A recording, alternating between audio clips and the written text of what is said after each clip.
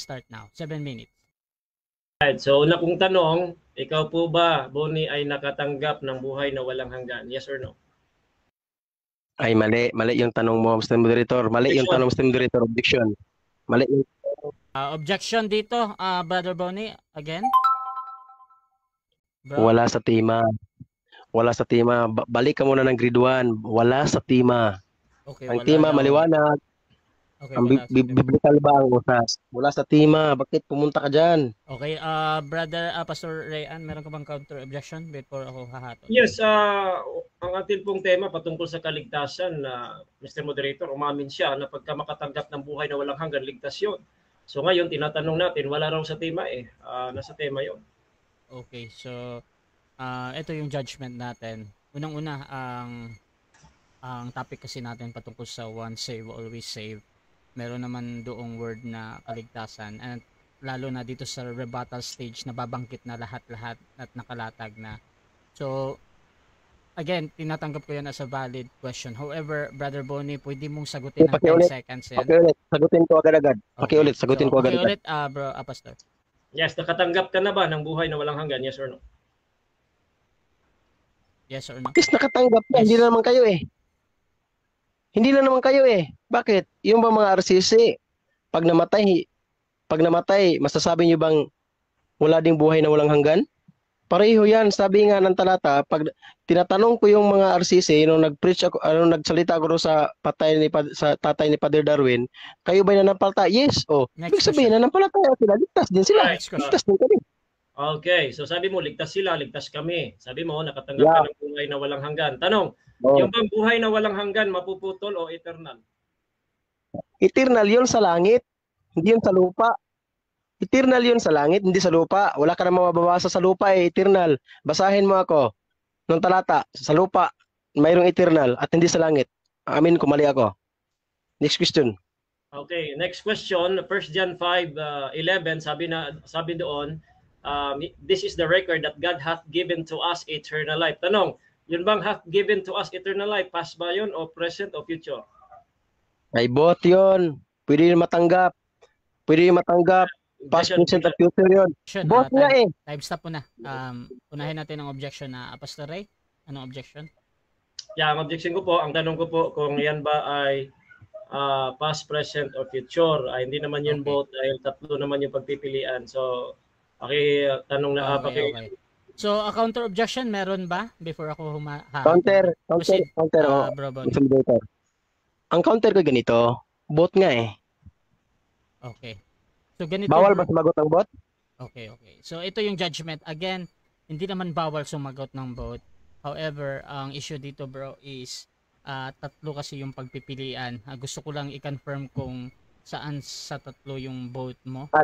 Lahat po. So tinatanggap ko yan as a valid answer. Proceed ka sa 20 segundo, Brother Bonnie. Lahat, bakit? Kasi ang kaligtasan ng Panginoon, past, present, at future yan eh. Kahit mga Katoliko naniwala yan eh. Kaya wag kang mangunguna sa Diyos. Wag mo unahan ng Diyos kasi hindi ka Diyos. Next question please. Okay, next question, sabi mo lahat, present, past, future, present, sabi mo. Ang sabi po lahat doon, ang tanong ko po, 1 John chapter 5 verse 11. Ang sabi po doon, hath given. Ang sabi mo, past, present, and future yon. Tama ba yung sagot mo na yung hath given to us eternal life? Yung hath given ay past, present, and future yon. Tama ba yon? Yes or no? Tama. Yes, tama yon. Ayon sa sinasabi mo. Pinapipili mo ako. Yes, tama yon. Bakit? Pinapipili mo ako. Sabi ko lahat. Tama lahat. Okay. So, ngayon, dahil sabi mo, tama po yung sagot mo po ninyo, so hath given is past, present, and future. Okay. Now, ngayon, tanong, meron po ba kayong dictionary dyan na nagsasabi, Bonnie Adolfo, na yung hath given ay past, present, and future? Objection. Objection. Proceed tayo sa objection, a negative, ano yan? Ang trabaho niya, magtanong, hindi magutos. Okay. Ayusin mo, Pastor. Huwag ka magutos, magtanong ka. Okay, so nag-uutos daw. Counter po, counter objection. Sabi ko po, meron po ba kayong dictionary dyan? Meron. Tanong naman yon, Bonnie. Okay. Meron po ba kayong dictionary dyan na nagsasabi na yung hath given po ay past, present, and future. Okay, Ganun lang so eh. okay, so judgment Ah. ng moderator, ang tanong daw ay meron ba answerable by yes or no yan. Brother Bonnie, tanong yun. Proceed ka sa pagsagot, bro. Kung Okay, sasagutin ko. proceed, bro. Time resume. Sagutin ko. Una-una, ang nilatag niya, pinapipili niya ako sa tatlo. Wait lang. Oh, wait lang. Objection, wait lang ha. So, objection naman to sa 3 minutes pa ako. Oh, wait lang, bro. May counter objection tapos tuloy-tuloy naman to. Brother Pastor Ray, objection. Meron wala, moderator. Meron wala. Meron ba siyang dictionary dyan na ang ibig sabihin ng hath given ay past, present, future? Meron Okay. wala muna, tapos explain mo, Bonnie. Okay, so bro Bonnie, mamimili ka ba doon sa meron or wala or mag-counter object ka muna? Mag-counter ako, counter. Proceed. Una-una, pinapapili niya ako, sinusundan ko lang siya. Bakit napunta doon sa dictionary? Okay. Baka mag-utos na ito. Magtanong ka. Okay, so ganito ang judgment natin dyan. Again, ang importante sa moderator, yung sagot lang na meron o wala. However, kung hindi ka makapili, bro, pwede mong gamitin ang 10 seconds para ipaliwanag kung anong reason mo. So, gagamitin mo ba Yes. or sasagot ka na meron o wala? Yes, gagamitin ko talaga. Proceed, Yes, bro. gagamitin 10 ko seconds, technical. bro. Bakit? Kasi bakit mo ko iipitin sa talatang na yan, sa paratang mo, o gusto mo ako pa aminin sa talatang na binigay mo, na ikaw lang naman ang nag-imbento niyan. Next question. Right, next question. Aariin mo bang ligtas po yung nakatanggap ng tatak ng banal na espiritu? Yes or no? Ayon sa Biblia, yes. Ayon sa Biblia. Hindi ayon sa'yo. Yun ang sagot ko. Okay, so kung aariin mong ligtas na yung nakatanggap ng ng banal na espiritu na tatak, ito ba ay itong tatak na ito, ano ba ito? Temporary o forever po itong tatak ng banal na espiritu ayon sa Biblia? Ayon sa Biblia, wala tayong mababasa na forever. Wala ha? Wala tayong mababasa sabi mo forever ba ito temporary? Ayon sa Biblia, wala tayong mababasa na forever. Yun ang tanong ko. Sagot. Yun po sa pangako ng Panginoong Jesucristo, John 14:16, and I will pray the Father that He may give you another comforter which shall abide with you forever. Ito bang John 14:16 ay may salitang forever dito? Yes or no? Yes, meron. Bakit? Kasi pag nanampalataya ka, kahit nga mga Katoliko, nanampalataya din sila, ligtas din yan sila. Kaya wag kang hukumero. Next question. Okay, so sinabi mo ligtas din ng mga Katoliko. So dahil ligtas na sila, buhay pa sila, ligtas na. Tama? Mali. Ligtas nga sila. Yes nga, ligtas sila. Objection. Maligtas pa rin ang mga Roman Catholic. Objection man na. Pastor Ray, ano yan? Tama, mali po ang aking category. Bro Bonnie, tama ba daw yun o mali? Pipili ka ba bro or Moderator, pwede magtanong, may mag-object. Pwede, syempre. Counter objection, bro. Ano ba ang dapat na term gagamitin? Yes or no o tama o mali? Alin ba ang tama gamitin sa ayon sa rules?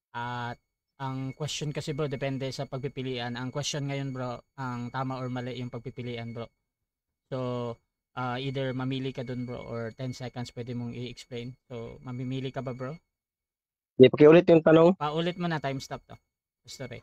Sabi mo, mga ligtas din ng mga Katoliko. So, ibig sabihin, buhay pa sila, hindi na sila maimpyerno. Tama, mali? Tama o mali ba daw? Hindi yes, tama. Ikaw lang naman ang nag-judge na ang mga Katoliko impyerno, kasilasanggiro, mga sabungiro, killer. Tandaan mo si Kristo namatay para sa mga kasalanan, hindi sa mga matuwid. Tanong ka ulit. Next question. Okay. So ngayon, sabi mo kanina walang forever na mababasa. Tama ba yung sinabi mo na walang forever mababasa? Tapos, alin ba ang tama? Yung walang forever mababasa o yung binasa natin na John 14:16 na may forever po yung tatak ng banal na espiritu doon? Alin po ang tama doon? Yung wala o yung merong forever? Ito, tanungin ko ha, sasagutin kita ha. Ayon sa binigay mong talata sa Ephesians 1:13, bakit ka tumalon dun sa John? Objection. Ayon sa wait lang. Ephesians 1:13, walang forever doon. Wait lang bro. So, objection muna tayo sa ating affirmative pastor. Objection. May counter Yes, objection yung aking naman. tanong po, kasi po, pwede lang itanong lahat eh. Ang tanong ko po, John 14:16, kasi yun na sa kanya kanina, wala raw forever mababasa sa Biblia. Na ngayon, mayroon tayong mabasa. So, Objection. Wait lang may bro, answer. hintayin mo bro, may counter objection na. Yung tanong ko po, simple po, kung alin pa yung tama. Kasi, Okay. sinangayunan niya yung John 14:16. Okay. Tapos kanina, wala daw. Okay, so counter objection, Brother Bonnie, ano yan? Counter ako. Proceed. Sabi niya, ayon sa Ephesians 1:13, yung sealed ba yan? Sang-ayon ka ba na forever yan? Sabi ko, ayon sa talata, walang forever. Bakit siya tumalon doon sa John? Ito si Rian, napakasindikato talaga magtanong. Okay. Ayusin mo. Okay, so ganito mga kapatid, judgment ng moderator. Again, ang moderator hindi judge dito. So either nagmi-misquote or tama yung quote doon sa verses ni premise at tinatanggap pa din yan sa moderator as a valid question na kahit pa ano yan. So Pastor Ray, paulit ng tanong tapos Bro Bonnie, kung hindi mo masagot ng direkta or wala doon yung pagpipilian mo, again, meron kang 10 seconds bro, so gamitin mo. Pastor Ray, paulit. Next question tayo, bro, Rush. Okay, so another question to, proceed. Okay. Ayon po ng Apostol Pablo sa yung tatak ng banal na espiritu, Ephesians 1:13. Sa 14 po is earnest. Ano po ang ibig sabihin ng earnest? Ano daw ang ibig sabihin? Earnest? Ibig sabihin ng earnest, yun po ay wait lang, basahin ko muna yung talata. Ano yan? Ano yung talata? Hindi ko ano eh. Ephesians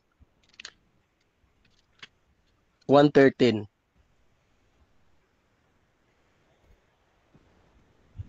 Next question, 20 seconds. Okay, next question. Doon po sa sabi po doon sa Ephesians chapter 4 verse 30, hanggang kailan ang tatak ng banal na espiritu? Hanggang kailan 'yon? Hanggang kailan? Ay. Hanggang kailan? Wala. Ayon sa talata, hanggang sa katapusan. Wala namang sinabing mapuputol 'yun eh. Kasi once na ang tao nasa langit na, hindi naman talaga maiimpierno. Ikaw lang naman sabi diyan eh. Na pag nasa lupa ang mga tuliko, impierno na. Next Ikaw lang may judge niyan. 20 seconds. Alright, so ibig mong sabihin, may osas doon sa langit. Tama, mali? Ay, sa langit, may buhay na walang hanggan doon. Teka, Kasi nga, ayon sa talata. Objection. Wait lang. Pastor Ray, anong objection natin? Osas po ang aking tanong kung meron bang osas sa langit. Buhay na walang hanggan na sabi niya eh. So, again, uulitin ko po, moderator, baka hindi na siya mag-o-object kasi uulitin ko lang naman eh. Meron palang osas sa langit, yes or no? Okay, yes or no, meron ba daw osas sa langit? Mr. Moderator, out of the order yung tanong eh. Bakit napunta sa langit eh? Okay. So, ganito. So, ang question naman para sa moderator, again, that is a valid question, bro. Pero kung hindi ka makapili, bro, sa yes or no, pwede kang mag 10 seconds, bro, ha? Meron kang, gagamitin mo ba or pipili ka talaga? Gagamitin ko, Mr. Moderator. Proceed, 10 seconds. Bakit? Sabi mo, kung may usas ba sa langit? Eh, para sa'yo, meron. Kaya tinatanong kita, hindi mo pa matitiyak, kaligtas ka. Bakit? Kasi nasa lupa ka pa. 10 seconds. Alright. Sino po sa mga apostol Time. 7 minutes time. Okay, so dyan